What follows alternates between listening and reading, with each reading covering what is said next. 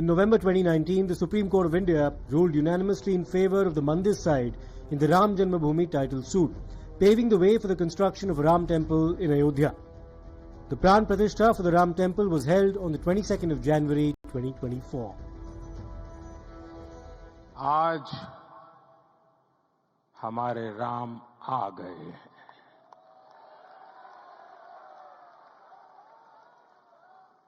सदियों की प्रतीक्षा के बाद हमारे राम आ गए हैं। सदियों का अभूतपूर्व धैर्य, अनगिनत बलिदान, त्याग और तपस्या के बाद हमारे प्रभु राम आ गए हैं। हमारे रामलला अभी दिव्य मंदिर में रहेंगे।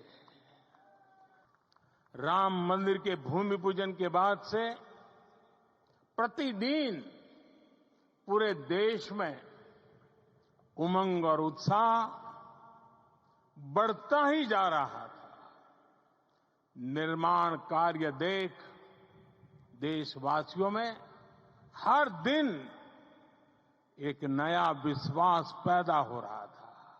और ये कितनी बड़ी राम कृपा है कि हम सब इस पल को जी रहे हैं, इसे साक्षात घटित होते देख रहे हैं।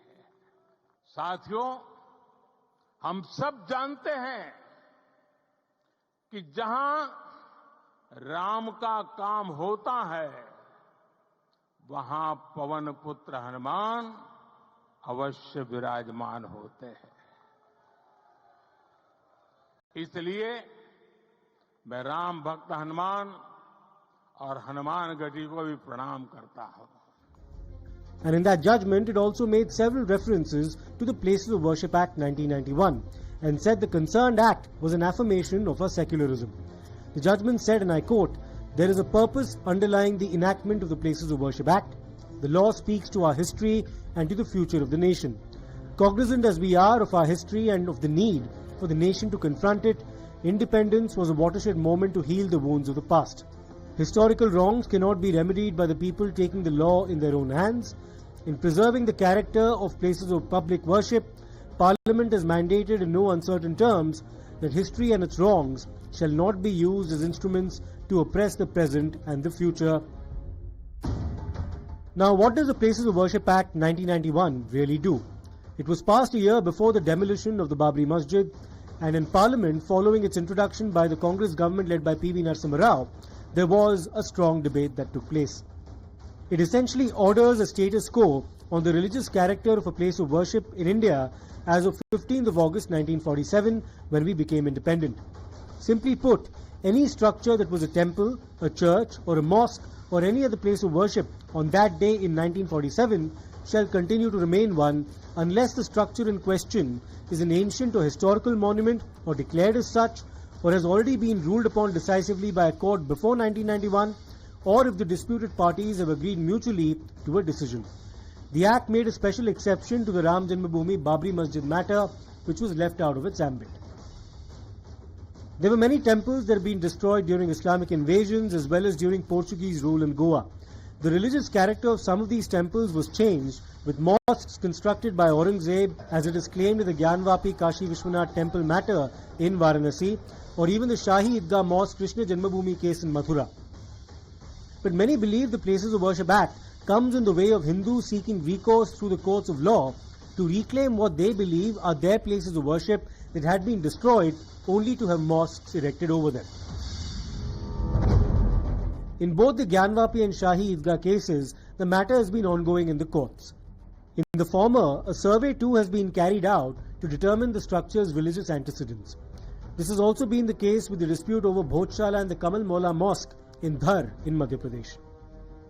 To be fair, the Places of Worship Act 1991 is religion neutral, in the sense that even Muslims and Christians and members of other religions can stake their claim to places of worship that they have reason to believe were originally theirs, only to be converted to that of another faith against their will before 1947. But it would also be fair to argue that those examples, if any, would be considerably fewer than Hindu claims of their places of worship being snatched away from them. 15 अगस्त 1947 को लेके कानून पास किया कि जो धार्मिक स्थान है चाहे किसी भी धर्म के हो, उन सब धार्मिक स्थानों को 15 अगस्त 47 तक जो बने हुए हैं उस पर कोई क्वेश्चन नहीं होना चाहिए, ये शांति स्थापित हो जाए। और शांति स्थापित हुई भी है, 30-35 साल हो गए। अब ये 2-4 साल में जो जब से ये आरएसएस बीजेपी सरकार आई है और कुछ लोग जो है धर्म के नाम पर आप देखते राजनीति चल रही है देश में, चुनाव चाहे महाराष्ट्र का हो चाहे वो हरियाणा का हो या पार्लियामेंट के हो, सारे चुनाव ध्रुवीकरण के आधार पर जीते जा रहे हैं।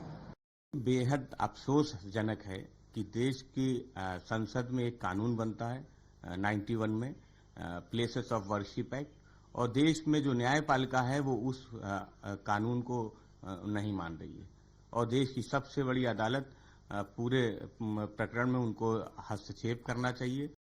देश में कैसे शांति बनी रहे, कैसे माहौल सौहार्दपूर्ण हो, कैसे मुद्दों की बात हो, भारतीय जनता पार्टी और उनसे जुड़े हुए संगठन लगातार देश में मंदिर मस्जिद के मुद्दे उठा रहे हैं।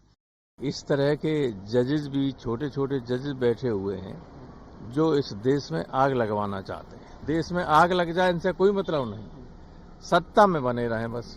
800 साल से दरगाह है ख्वाजा अजमेरी की, आखिर क्यों इतनी नफरत पैदा कर दिए बीजेपी आरएसएस वाले मस्जिद दरगाहों के ताल्लुक से?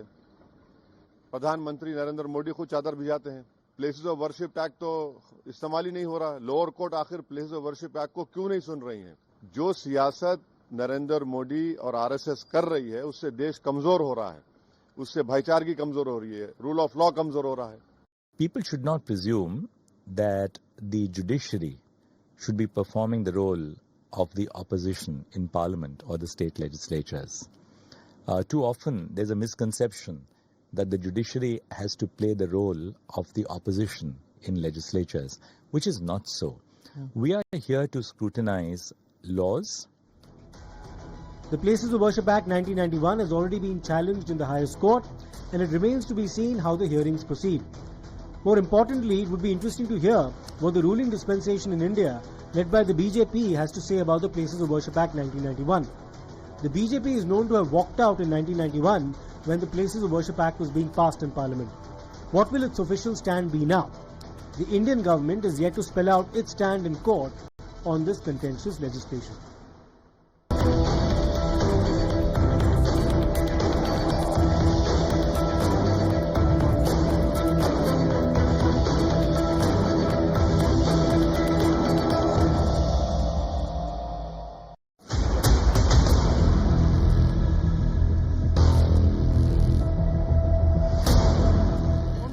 पत्थरबाजी हो रही, वो 4 पुलिस वालों को देखिए।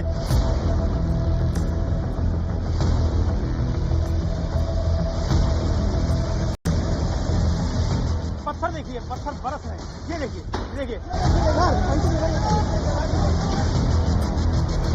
देखिए वो देखिए कंटेन किया जा रहा है।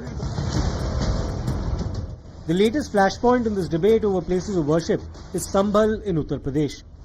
This was following a local court ordering the Advocate Commissioner to conduct a survey of the Shahi Jama Masjid there, following claims made that this has been built after Mughal Emperor Babur had demolished a centuries-old Kalki temple.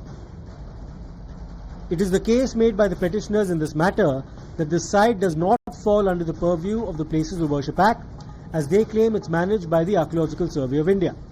The petitioners, citing historians and other documentary records, are convinced that this was a Sri Har Har temple dedicated to Kalki, the 10th avatar of Vishnu, that was destroyed by Babur for a mosque to be constructed in its place. संभल का सरकारी gadget निकालेंगे और उस जगह को लेकर जो भी लिखा गया है साहित्य में, किताबों में, आर्टिकल्स में, आप उसको अगर पढ़ेंगे तो बहुत स्पष्ट आपको समझ में आएगा कि 2012 यानी कि समाजवादी पार्टी की सरकार बनने से पहले आपको तस्वीरें मिलेंगी कि बहुत सी माताएं बहनें वहां जाती थी, पूजा पाठ करती थी, हिंदू रिचुअल्स होते थे। 2012 में समाजवादी पार्टी की सरकार आई। शफीकुर रहमान बर्क जो समाजवादी पार्टी के बड़े नेता हैं, सांसद रहे, उनके दबाव में समाजवादी पार्टी की सरकार में उस जगह पर पूजा पाठ बंद करा दी गई। पूरी तौर पर हरि मंदिर को कन्वर्ट कर दिया गया जामा मस्जिद में। The masjid side has now approached the Supreme Court, which has asked the trial court in Sambhal to not proceed in the matter until the masjid side files a suit in the Allahabad High Court. Supreme court का जो फैसला आया है वो उससे mail खाता है जो विचार हम लोगों ने रखे थे, लगातार 2-3 दिन से कह रहे थे। क्या ये 1991 इंडियन वर्शिप एक्ट का वायलेशन है जो लोअर कोर्ट ने ऑर्डर किया है?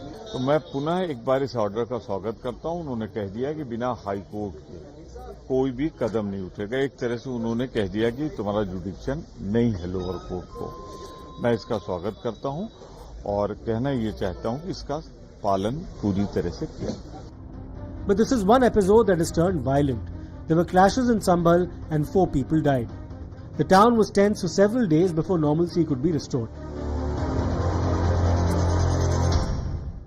शहीदों का दर्जा हम मांग नहीं रहे, हम भिखारी नहीं है भाई जी। शहीद हैं वो शहीद हैं, उन्हें जबरदस्ती कत्ल किया गया है, निर्मम हत्या की गई है, तो वो शहीद हैं। तो अगर पुलिस आज आपको नहीं जाने देती है तो क्या कदम रहेगा अगला? अब ये तो इसके बाद कुछ फैसला किया जाएगा। अगर नहीं जाने देते तो देखेंगे क्या कर सकते हैं। देखिए, पुलिस का कहना तो ये है कि जो लोग मरे हैं वो पुलिस की गोली से नहीं मरे। पुलिस की गोली से मरे हैं, इसके सबूत मौजूद है, इसकी वीडियो मौजूद है, और पुलिस ने ही पथराव करवाया है। मुसलमानों ने कोई पथराव नहीं किया है, और पथराव सिर्फ इसलिए किया गया ताकि पुलिस को गोली मारने में आसानी हो जाए। Administration is trying its level best to ensure peace and calm prevails here in this area. Ahead of Friday prayers, right now you can see that CCTV cameras have been installed in areas close to mosque. Also, CCTV cameras have been installed on the mosque also. They are trying to ensure that in future, nobody is able to instigate, mobilize people. If anybody is trying to do so, he or she gets captured, and that will get easy for the security agencies, police and administration to catch hold of such people and to prevent such things do not happen. Meanwhile, the security here has been beefed up. You can see, let me show you.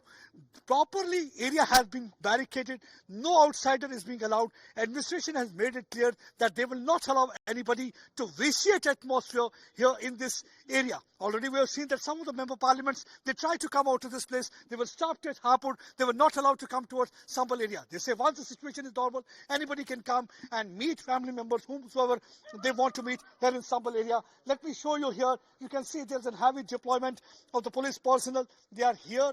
They are performing their duty. They have all closed all the entry and exit points. All the by-lanes and the lanes are being properly manned by men in khaki. They are trying to ensure that Friday prayers remains peaceful. Nothing of that sort happened.